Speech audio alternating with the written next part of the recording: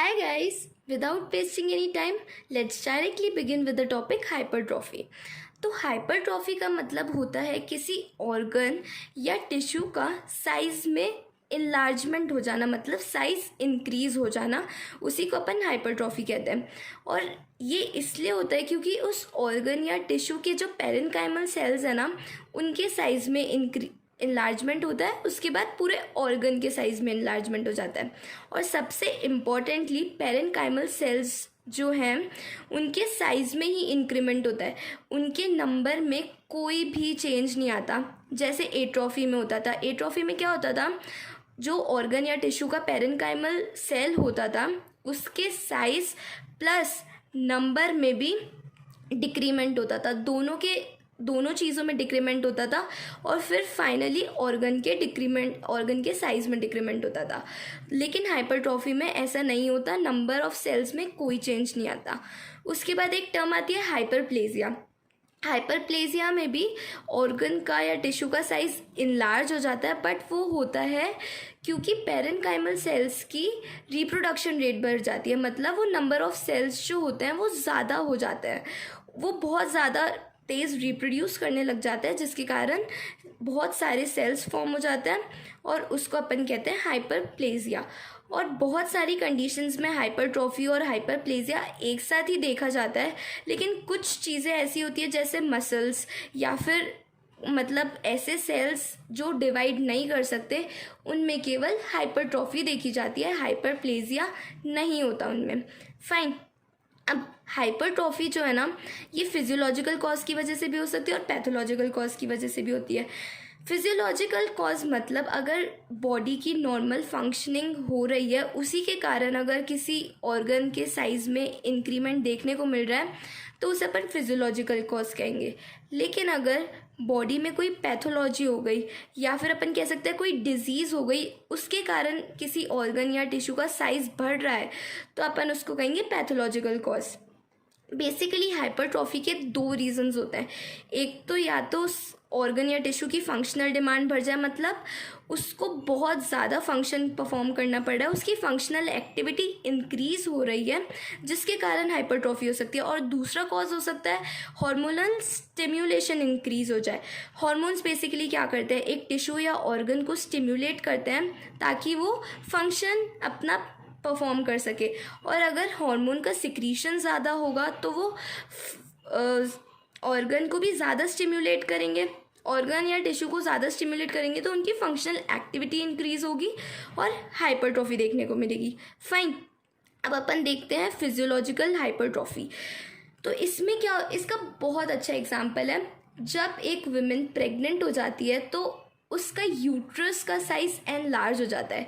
ये बॉडी की normal functioning है, ताकि वो यूट्रस मतलब ताकि वो जो फीटस ग्रो हो रहा है उसको सपोर्ट कर सके, उसको स्पेस प्रोवाइड कर सके, इसलिए यूट्रस का एनलार्जमेंट होता है। ये नॉर्मल बॉडी की फिजियोलॉजिकल फंक्शनिंग है, तो इससे अपन कहेंगे फिजियोलॉजिकल हाइपरट्रॉफी। सेकंड है पैथोलॉजिकल हाइपरट्रॉफी। सबसे पहले इसमें आता है hypertrophy of a cardiac muscle. बहुत सारे कार्डियोवैस्कुलर डिजीजेस में हार्ट के मसल्स में हाइपरट्रॉफी देखने को मिली है। और ज़्यादातर हाइपरट्रॉफी जो होती है ना, वो लेफ़्ट वेंट्रिकल की होती है, लेफ़्ट वेंट्रिकुलर हाइपरट्रॉफी होती है, क्योंकि लेफ़्ट वेंट्रिकल ही ब्लड पंप करता है अयोटा में, और अयोटा ही अपनी पूरी बॉडी को ब्लड सप्लाई करता है, except for the lung and heart. अब एक बार अपन देख लेते हैं इसका जनरल स्ट्रक्चर हार्ट का। तो इसमें क्या होता है, हार्ट के बेसिकली 4 चैम्बर्स होते हैं, right atrium, left atrium, right ventricle और लेफ्ट वेंट्रिकल। तो राइट एट्रियम और राइट वेंट्रिकल के बीच में जो वॉल्स होती हैं उन्हें अपन कहते हैं ट्राइकस्पिड वॉल्स, और लेफ्ट एट्रियम और लेफ्ट वेंट्रिकल के बीच में जो वॉल्स होती हैं उन्हें अपन कहते हैं बाइकस्पिड या फिर माइट्रल वॉल्स। और राइट वेंट्रिकल और पल्मोनरी आर्टरी के बीच में जो वॉल्स होती हैं वो होती है पल्मोनरी वॉल्स, और लेफ्ट वेंट्रिकल और आयोटा के बीच में जो वॉल्व होती है वो होती है आयोटिक वॉल्व। तो क्या होता है ना, अयोटा से लेफ्ट वेंट्रिकल ने ब्लड पंप किया, आयोटिक वॉल्स के थ्रू आयोटा में आया, पूरी बॉडी को सप्लाई हुआ, फिर वीनस ड्रेनेज होता है वीना केवा के थ्रू, वो राइट एट्रियम में एंटर करता है, ट्राइकस्पिड वॉल्स के थ्रू राइट वेंट्रिकल में एंटर करता है, फिर उसके बाद पल्मोनरी वॉल्स के थ्रू ये पल्मोनरी आर्टरी में एंटर करता है, लंग्स में ऑक्सीजनेशन होता है, ऑक्सीजनेटेड ब्लड लेफ्ट एट्रियम में एंटर करता है, उसके बाद बाइकस्पिड या फिर माइट्रल वॉल्व्स के थ्रू वो लेफ्ट वेंट्रिकल में एंटर करता है और फिर फाइनली वो आयोटा में एंटर करता है और पूरी बॉडी को ब्लड सप्लाई करते हैं। फाइन। तो अब जो लेफ़्ट वेंट्रिकल की हाइपरट्रॉफी अपन को देखने को मिल रही थी, मतलब लेफ़्ट वेंट्रिकल की मसल्स बहुत ज़्यादा बल्क में इंक्रीज़ कर जाती है, तो वो किस किस रीजन की वजह से करती है? सबसे पहला है सिस्टमिक हाइपरटेंशन। इसका मतलब है सिस्टमिक सर्कुलेशन जो होता है, मतलब जब आयोटा पूरी बॉडी को ब्लड सप्लाई करती है और फिर वीना केवा के थ्रू ड्रेनेज होता है, तो सिस्टमिक सर्कुलेशन में जो आर्टरीज होती है अगर उनका वेसो कंस्ट्रिक्शन हो जाता है जिसके कारण ब्लड प्रेशर इंक्रीज हो जाता है, हाइपरटेंशन हो जाता है, तो उसे अपन कहते हैं सिस्टमिक हाइपरटेंशन।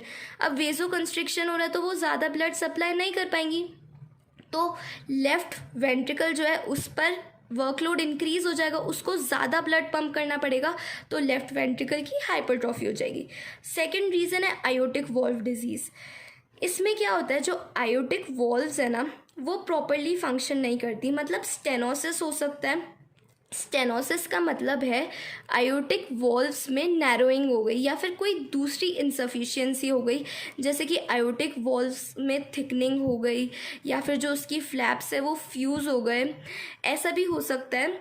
तो उसके कारण भी आयोटिक वॉल्व, मतलब आयोटिक वॉल्व डिजीज़ में बेसिकली ये होता है, आयोटिक वॉल्व जो होती है वो प्रॉपरली ओपन नहीं हो पाती जिसके कारण ब्लड ज़्यादा आयोटा में नहीं आ पाता और बॉडी को सप्लाई नहीं हो पाता, उसके कारण लेफ़्ट वेंट्रिकल पे वर्कलोड इंक्रीज़ हो जाता है, उसको ज़्यादा ब्लड सप्लाई करना पड़ता है, इसलिए उसकी हाइपरट्रॉफी हो जाती है। थर्ड है माइट्रल इंसफिशियंसी।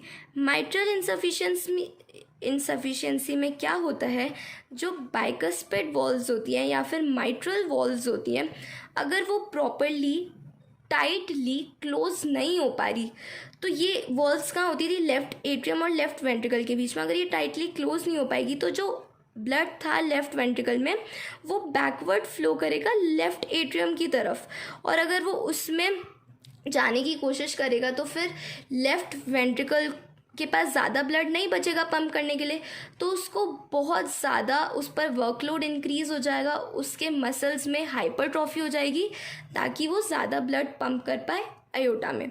तो ये तो हुआ हाइपरट्रॉफी ऑफ कार्डियक मसल। इसके बाद आता है हाइपरट्रॉफी ऑफ स्मूथ मसल। इसमें क्या होता है ना, बहुत सारी जगह की स्मूथ मसल, जैसे अगर अपन ईसोफेगस की बात करें तो उसमें कंडीशन हो जाती है जैसे अपन कहते हैं कार्डियक एक्लेसिया सॉरी। तो इसमें क्या हो जाता है, ईसोफेगस की जो मसल्स हैं अगर वो प्रॉपरली कॉन्ट्रैक्ट नहीं कर पा रही क्योंकि नर्व सप्लाई कट डाउन हो जाती है और प्रॉपरली पेरिस्टल्टिक एक्शन नहीं हो रहा है ईसोफेगस में, तो जो फूड और वाटर ईसोफेगस में था वो स्टमक में एंटर नहीं कर पाएगा, उसके कारण जो ईसोफेगस की मसल्स होती हैं उनकी हाइपरट्रॉफी हो जाती है, मसल्स का बल्क इंक्रीज हो जाता है ताकि वो अच्छे से कॉन्ट्रैक्ट कर पाए और फूड स्टमक में पहुंच पाए। सेकंड है पाइलोरिक स्टेनोसिस। इसमें क्या होता है, जो स्टमक और इंटेस्टाइन के बीच में ओपनिंग होती है वो बहुत नैरो हो जाती है जिसके कारण फूड स्टमक से इंटेस्टाइन में एंटर नहीं कर पाता और पाइलोरस मसल जो होती है उसकी हाइपरट्रॉफी हो जाती है ताकि वो बहुत ज़्यादा कॉन्ट्रैक्ट कर पाए, जो कॉन्ट्रैक्शन हो रहा है स्टमक में वो स्ट्रॉन्ग हो पाए ताकि फूड को अपन इंटेस्टाइन तक पहुंचा सके। फाइन। थर्ड है इंटेस्टाइनल स्ट्रक्चर्स। इसमें क्या होता है, इंटेस्टाइन का ल्यूमेन छोटा हो जाता है, उसके कारण जो इंटेस्टाइन में फूड प्रेजेंट है वो आगे मूव नहीं कर पाता, तो इंटेस्टाइन की मसल्स की भी हाइपरट्रॉफी हो जाती है ताकि उसमें अच्छे से मूवमेंट हो सके, मसल्स स्ट्रांगली कॉन्ट्रैक्ट कर सके और फूड को आगे तक पहुंचा सके, फूड का मूवमेंट हो सके। फाइन। लास्ट है मस्कुलर आर्टरीज इन हाइपरटेंशन। जब हाइपरटेंशन हो जाता है तो मैंने अभी बताया था कि आर्टरीज की वेजो कंस्ट्रिक्शन हो जाता है, जिसके कारण जो आर्टरीज की मसल होती है उनकी हाइपरट्रॉफी हो जाती है, ताकि वो अच्छे से कॉन्ट्रैक्ट कर सके और ब्लड मूव कर सके प्रॉपरली. फाइन. तो this is all about hypertrophy of smooth muscles. Now let's see the skeletal muscles.